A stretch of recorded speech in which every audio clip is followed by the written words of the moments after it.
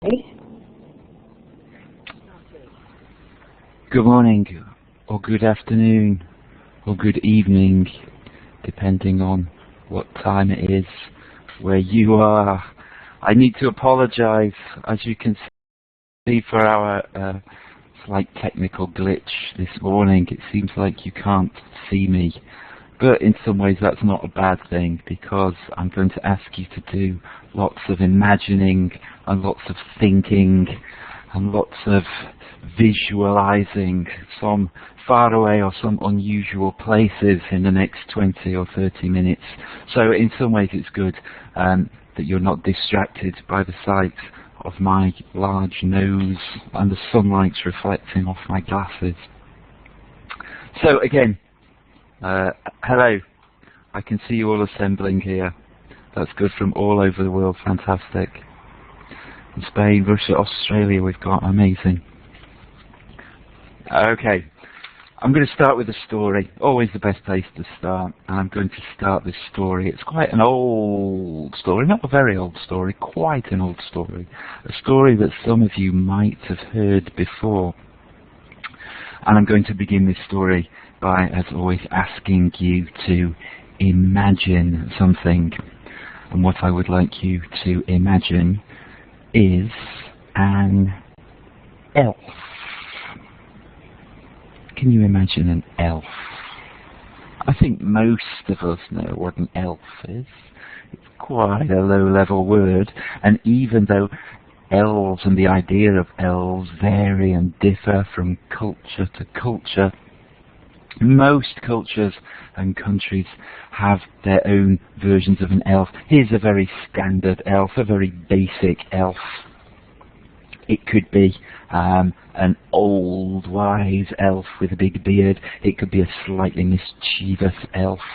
As I say, most countries and cultures have their versions of elves. These little characters often have pointy ears, strange hats, long pointy shoes. An elf from Christmas Story, says Neil. Could be from A Christmas Story. Elves in stories, they're slightly ambiguous characters. Red and white stockings possibly suggests Yolanda, yes. They're slightly ambiguous characters. You're never quite sure where you are with an elf. Sometimes elves are very good characters. They can help you. Sometimes they can be quite bad. Sometimes they're characters who you're not quite sure if they're good or if they're bad, if they're going to help you, or if, perhaps, they're going to trick you. Let's just hold that there a minute. So, I'd like you to imagine your elf, perhaps with red stockings, perhaps with a beard. However you like. Your elf can be what you want it to be. That is the joy of a story. So you got your elf. Now then, I want you to imagine this elf, your elf, however it is. I want you to imagine this elf doing something very, very ordinary, very normal. I want you to imagine this elf eating a bowl of cornflakes. That's what he's doing. Cornflakes. Yep, this elf is having his breakfast here in the UK. Yep, cornflakes. Here in the UK, lots of people eat cornflakes or something very similar for breakfast. I've just had a bowl myself, not much more than an hour ago. Typical breakfast food. So yes, as you've guessed, this elf is having breakfast, and I think, because he's eating cornflakes, I think he's probably somewhere in the UK. So there he is, this elf, sitting down there, eating his cornflakes. Now, I want you to imagine something else. I want you to imagine a man, a very average man, a very ordinary man, a very typical kind of man. This man gets out of bed, walks downstairs, goes into his kitchen, and what does he find in the kitchen? Exactly. In his kitchen, he finds an elf eating cornflakes, eating his cornflakes. This man, what do you think his name might be? very ordinary man, very regular man, very typical kind of man. In England, I'm going to make this in England. This story could happen anywhere, but because I'm in England, I'm going to make it happen in England. This man, John, lots of suggestions. John, George, Fred, Jimmy, Tom, Mike. Yeah, oh, good ordinary names. Horatio, that's not such an ordinary name. Tom. I'm going to call. I tell you what, I'm going to call this man. I'm going to call this man Kevin. Kevin, very ordinary name. So here's Kevin. He's just got out of bed, still wearing his pajamas. He walked downstairs into his kitchen to find an elf eating cornflakes, eating his cornflakes. How would you feel in this situation? Can you imagine that? If you just walked into the kitchen one morning and found an elf eating your breakfast, drinking your coffee, your juice, your eggs. Shocked, frightened, desperate. Maybe, yep. Kevin is certainly pretty surprised, drunk. Surprised, thrilled, dreaming. Intrigued, maybe, amused, lots of different possibilities here. Well, however he feels a little bit more surprised, intrigued, amused, sleepwalking, maybe, when the elf looks up at him and says, very simply, "Good morning, Kevin." That's all he says. Kevin is even more intrigued, surprised, amused right now, because Kevin says, "Well, how do you know my name?" Not only is this elf sitting in Kevin's kitchen, eating his cornflakes, even drinking his coffee, but this elf knows what Kevin's name is. The elf, very calmly, keeps on eating the cornflakes, keeps on drinking the coffee, and says, Kev, mate, I know a lot about you. I know, for example, that you like cornflakes. I know that you like to play football, but you're not as good at it now as you used to be.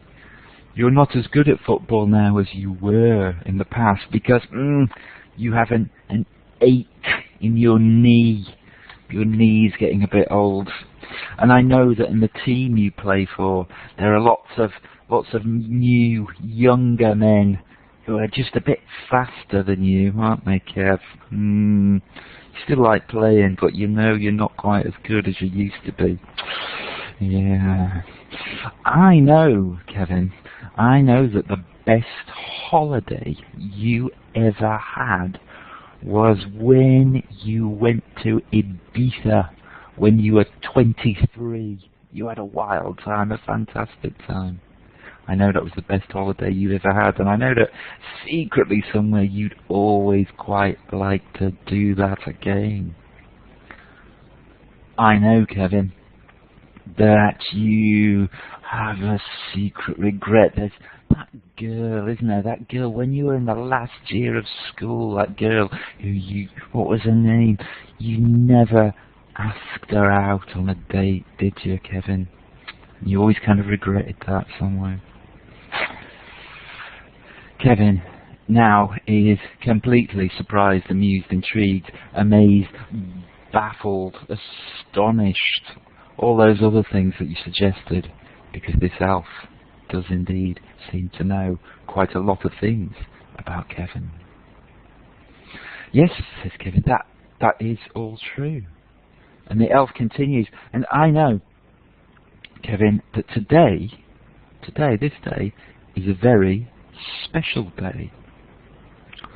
Kevin tries to think. Special day, 3rd of November 2015. Special day. She thinks carefully, but no, it's nobody's birthday. It's nobody's anniversary.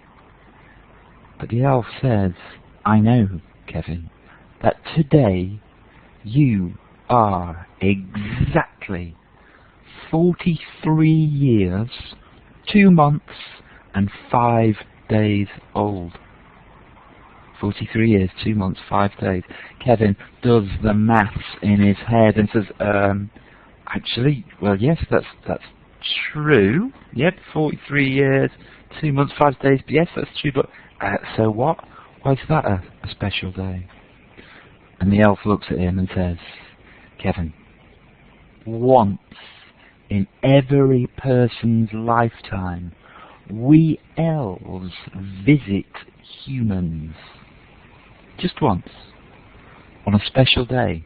A day we call the tipping point. The tipping point? Asks Kevin. Yep, the tipping point, says the elf. Let's think about what a tipping point is for a second. Here, on this picture that I'm showing you now, if you have a look, you can see something which you might call a balancing point. A point at which everything is equally weighed. When you are exactly in the middle of something. That's a balancing point. Now then, everything has a balancing point, but just as everything has a balancing point, everything also has a tipping point. The point at which things change. The point where things can turn. Today, says the elf to Kevin. Let's get back to Kevin and the elf. You remember Kevin and the elf, how they are? The elf says to Kevin, today is your tipping point. My tipping point? Says Kevin. Yep, says the elf. Today you are exactly 43 years, 2 months and 5 days old, Kevin. You are now exactly halfway through.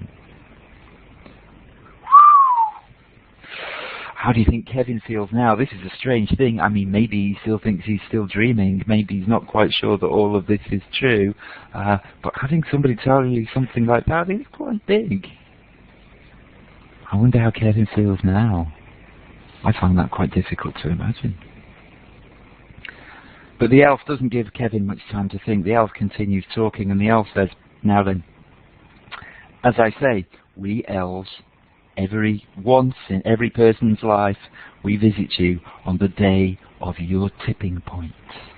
And we make you an offer, a deal, an opportunity, if you like. Now then, here is us as listeners and learners. Here is our tipping point in this story. There are lots of stories which involve offers, deals, bargains, choices, conflicts of some kind. Many, many stories do this. And it's a chance for us as readers or as listeners or as tellers to step out of the story a second and say, what would you do? Think about the deal, the offer, the bargain, the choice. Here it is. Here's the offer that the elf makes to Kevin. The elf goes and says, now then, Kevin, if you want, just say the word right now, and I will disappear. I will vanish. I will be gone. Just say go, and I'll be no more. You will forget that this ever happened. Your life will go on for another 43 years, 2 months and 5 days, all as planned, exactly as how it should go on. Or, here's a big or, if you want, from now on, knowing what you know now, you, Kevin, can continue to live out your life, but you can get younger and younger and younger. Kevin, you can live it all again, knowing what you know now. Here's Kevin's offer. Now Kevin, unsurprisingly, has to think about this. Kevin thinks for a moment, and he thinks about playing football again. He thinks about how he could play football and that pain, that ache in his knee would go away, how he would get faster again, how he would have the speed and strength to compete with all those younger men who are on his team. He thinks about that holiday he once had in Ibiza. He thinks, wow, he could go back and do that all over again, knowing what he knows now, a wiser man now. He thinks about that girl when he was 18, that chance that he's always thought that he might have missed. Maybe he could change that now. Maybe, knowing what he knows now, he could go back. His whole life could be completely different. So Kevin turns to the elf and he says, no. No thanks. I don't want to take your offer. Okay, says the elf. Fair enough. I promise. I'll just go away now. But just before I go, could I ask you one question, if I may? If I'd just really like to know, I could see then, when I made you my offer, I could see that you were tempted. You were thinking about it, weren't you, Kevin? I could see you remembering that holiday in Ibiza. I could see you imagining you playing yourself football again. I thought I had you, but then you turned around and said no. Can I just ask you, Kevin, just before I go, can I ask you why? Why did you change your mind? Well, says Kevin, let me tell you. Yeah, you're right, I was tempted. I did think about taking your offer. But then I thought and I thought and I thought about my Annie. Annie is my wife. We've been married now for 15 years and I still love her very much. And the thought of me getting younger and younger and younger with Annie going on with her life and us not being the same again, no, that wasn't for me. I just want to live my life with my Annie and for us to go on until the end. That, says the elf, is very, very honourable. I think, Kevin, I think you are a good man. I really do. I think many men wouldn't have made the choice that you made. But I think you made the right decision, because you're right, actually. Your Annie, your wife Annie, she is a wonderful woman. She's a great person. You know, just last month, I had the pleasure of meeting her. And you know what? She's not only a great person, she's looking younger every day.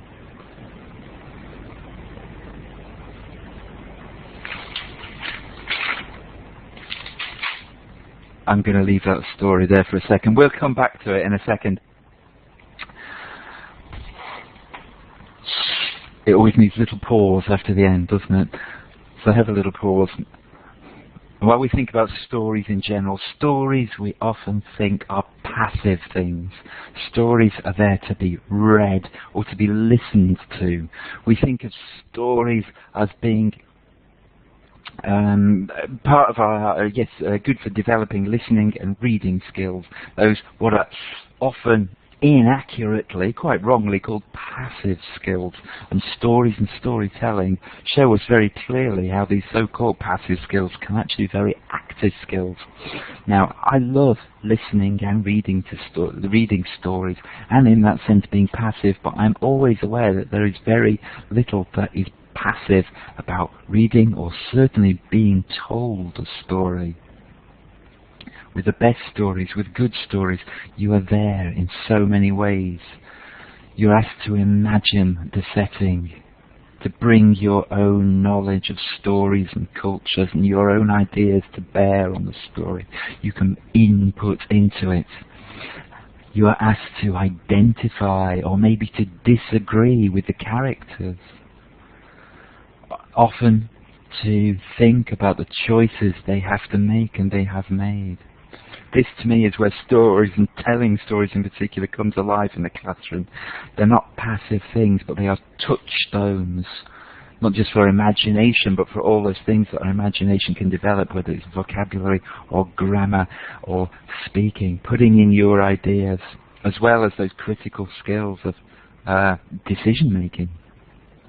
Lots of stories come back, as I said, to that question. What would you do?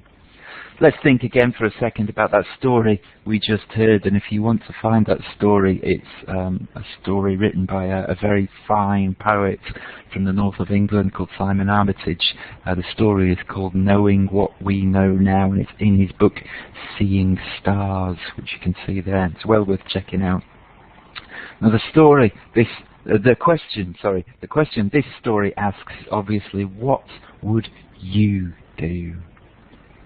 I told this story in classes quite often, classes of adult learners and classes of teens as well. I don't think it's a story that would work well with people much under 14, but above that age, it always works very well. And the question that it asks is obviously, what would you do? So we've got students thinking about complex moral choices, and we can frame that in a great grammatical structure. This is obviously there to practice those if sentences, isn't it? If I could get younger every day. There's a very simple chain game you can use. Simply by having one student in the class say, if I could get younger every day, I would. Ask them to imagine something. Maybe your student says, I would start playing football again. And then the student next to them has to begin another sentence with if, but using the second part of the previous student's sentence. So they say, if I started playing football again, I would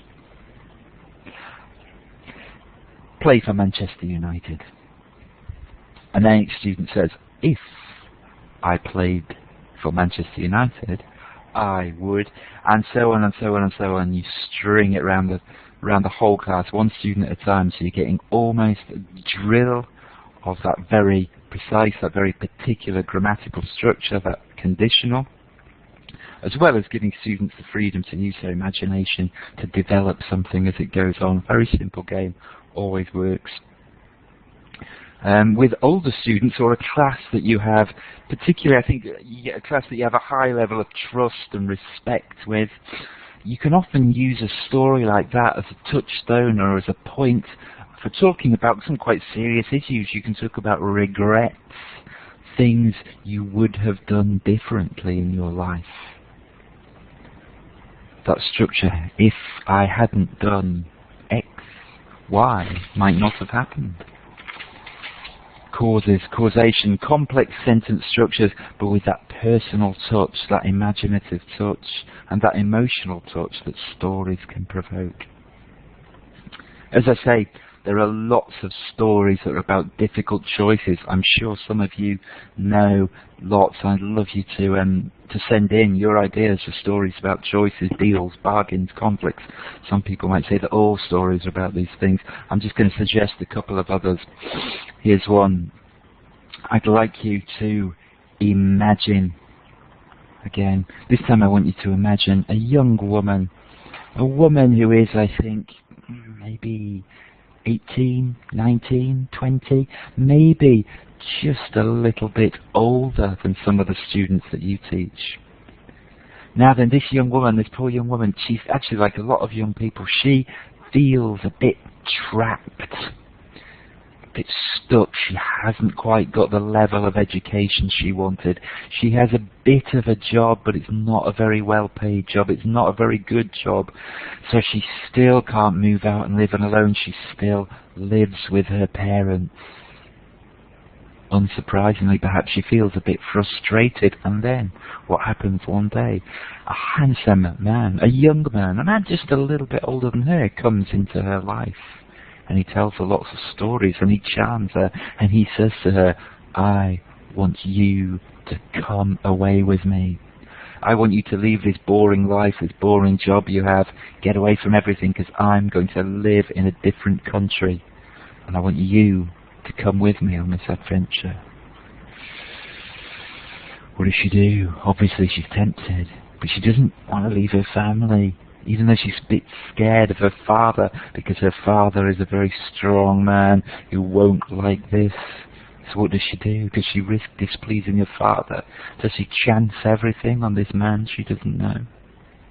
Well, I'm not going to tell you what happens in this story, but if you want to find out what happens in this story, have a look in this book. This is a story called Evelyn by James Joyce, and it's in his collection, Dubliners, Fine Books to Read. Here's another story. This time I want you to imagine. Always start with something to imagine. Imagine something very different this time. Imagine a faraway seaport. Imagine a small cargo ship which is just leaving this port. You are the captain of this ship. It's a small ship. You're a long way from home, and as you are leaving the port, you see there is a man in the sea, very near you, swimming frantically, almost drowning. What do you do? Well, here I think your choice is clear. You throw a line over the side of your ship and you save the man. You bring him onto your ship. But then you find this man tells you his story, this man you have just saved, this man tells you that he is escaping from prison. He has been in prison because he says he has been accused of a murder that he didn't commit. Now, here's your choice. What do you do? Do you turn back, sail back into the port, and hand the man back to the police? Or do you keep the man with you? Do you hide him on your ship and help him escape? There's a moral choice, a moral dilemma that can get you thinking and speaking. And again, I won't tell you what happens in this story, but if you want to read this story, if you want to find out what happens in this story, have a look for this book by Joseph Conrad. This story is called The Secret Sharer. One more. Let's do one more very quickly. Here's another story. Imagine. And again, I have to ask you to imagine something. This time I want you to imagine something completely different. This time I want you to imagine a magical, faraway, distant, wondrous world. This is a world which is populated by gods and goddesses and monsters and creatures of all kinds. In this world there is a goddess, but the goddesses in this world and the gods, like the gods, are not perfect people. They're kind of like us humans. They can be very good in some ways, but they all have their problems, their weaknesses. Now then, this goddess, pretty much, usually a very good person, but as I say, she does have this weakness, and her weakness is for jewels, jewelry, silver, gold, platinum, diamonds, emeralds, pearls, sapphires, rubies, necklaces, bracelets, tiaras, earrings, anything like that, anything sparkly. She loves it.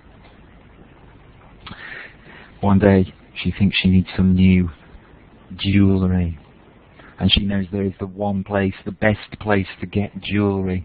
And the best place to get jewelry, unfortunately, in her world, is not from a nice jeweller's shop, but no, she has to go down into the underworld, where some people called the Dark Elves live. We've got elves again. We're going to end up where we started with elves, but these elves are definitely dark elves. These are not good elves, these are bad elves. But these elves, even though they're bad, they're very good at making jewelry. Very, very beautiful jewelry. So this goddess goes down to find the dark elves, and indeed she sees the dark elves are making one of their most beautiful creations yet. They are making a necklace of diamonds so bright they look like stars. A necklace of stars. Yep, she says, this one, I've got to have this one, I want this one is mine. Starts to take it. How much is it? How much? What do you want? for this necklace. And the dark elves are down to, nah, you know what, we don't want money, we're not interested in money, no, we don't need any money. No, goddess, what we want, we don't want your money, we want a kiss from you. Now the goddess is not really sure about what to do about this. She doesn't want to kiss the dark elves, but she does want this necklace of stars. So what does she do? Well, I'm not going to tell you what happens in that story, but if you want to find out, have a look at this book. It's a very old tale, a tale from the Viking peoples. I'll give you a spoiler. It's a bit of a surprising end.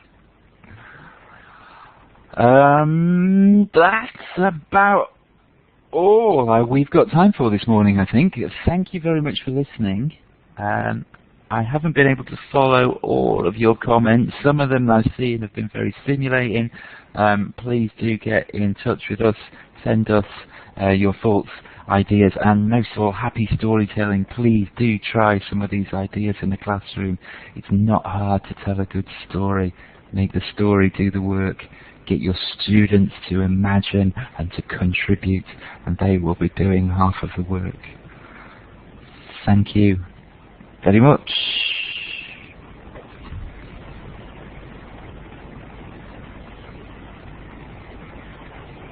Thank you, Chris. Thank you, Henry. Great presentation, and I hope that's given everybody plenty of ideas. Chris, would you mind staying around for a couple of minutes to answer some questions? That would be my pleasure, Henry. Excellent. So everybody, if you can go into the chat box now and put your questions to Chris, and he'll be happy to answer those for you. Let's see if you've got any good questions for us. Lots of people wanting to know how to use the stories in class, Chris. Right, that is a very good question, and obviously possibly the most important question. Use the stories in class. If you go back, if you can still find, I think you can still find the last webinar I did for Macmillan. It gives some more practical hints on telling stories in class. Essentially, remember, you need to learn the very basics of a story, just the story outline. You sit down in front of the class. If you can, put the class in a circle around you. I realise that's not always possible. And very simply, you need a bit of confidence and a bit of practice, but once you start doing it, you'll find it's very easy. You simply start to tell the story. You say, once upon a time there was. I'd like you to imagine a... Simple as that. Start with the first line of the story, remember the main facts of the story, and just tell it, and ask your students, as we've just been saying, as far as possible at any point in the story, to imagine, what does this character look like? What does this character do? What is this character's name? What does this person do? So it's a very, very simple activity. It requires no technology. It requires nothing but your knowledge of a good story and your voice. And that's it. No visual supports, no. And how much time, someone's asking, should you dedicate to these sorts of activities?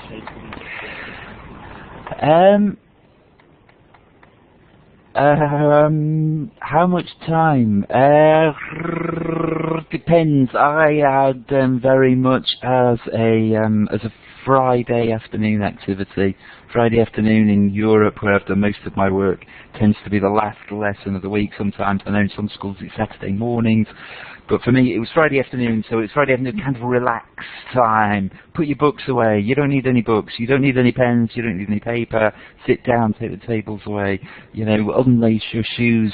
Slump on your chairs. Do all those things you're not usually allowed to do, and tell a story. And a story can last anything between 5 minutes and an hour, even an hour and a half, maybe. So as much as that, usually, in my classes, I try and do them once a week. I think more than that might be overloading it, but But even once a term, I realise a lot of teachers have very limited time with their classes. But even once a term, there are great stories. There are occasional stories, stories for Christmas, stories for Halloween, like we've just had. Those kind of moments, those kind of festivals and events during the year where there are great stories to be told, are always good times to tell stories. Thanks, Chris. A couple more people have asked about whether you tag on any activities at the end of the stories, follow-up exercises, things like that. Do you have any that you recommend using? Well, I think a lot of the things about storytelling, it's about pleasure, and it's about pleasure in the activity. So like I say, I deliberately make students put away their pens and pencils and papers. So this is something that where that pressure of being tested or being questioned in a certain way is gone. So my follow-up activities aren't anything to do with please write an account of this story, which I just think would be dull. My only follow-up activities are go away and think about this story. That's it. I like to leave it very open-ended. Yeah. Drawings are good. I like some students who like drawing. I'll ask them to do a drawing of the story. Something like that. A creative response rather than write down 10 new words you learnt in this story or something, which I don't like. I think that would kill it. It's so bad. So yeah, creative response. Thank you. Good answer. Thank me you. back to my school days. So we're going to have to say goodbye to Chris shortly. Probably got time for one more question if anyone's got something they want to get off their chest. Let's just wait a second, see if anything else comes in. If not, then please, let's all thank Chris for coming today. Sorry about the technical problems with the camera, but we got around it, and I think actually sort of added to the experience. So Chris, do you want to say a few final words? Thank you for coming, everybody. I'm just only now being able to see all these names flashing by in the chat, and there are some people I know, so hello to all of them, hello to people I do know, hello to people I don't know. If you've got any more questions, I mean, do send them to Macmillan, and I'm sure they'll forward them on to me. I'll try and get in touch. I hope you enjoyed it. That's all. Thank you very much. Thanks again, Chris. So you're free to turn off your microphone and camera, or your microphone if you'd like, and you can log out. Your work here is done. We're all feeling suitably relaxed after the stories you told us today. I'm going to stop the recording at this point.